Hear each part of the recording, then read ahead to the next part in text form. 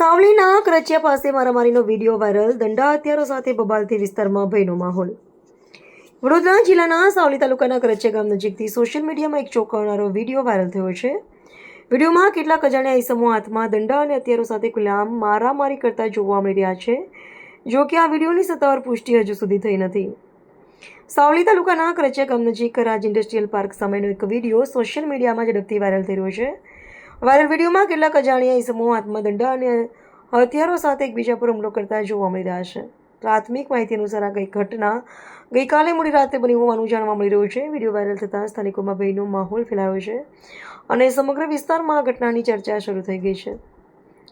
હાલ મારામારીનું ચોક્કસ કારણ શું હતું, તેમાં કોણ સામેલ હતું અને ઘટના પાછળનું સત્ય શું છે તે અંગે કોઈ સત્તાવાર માહિતી સામે આવી નથી।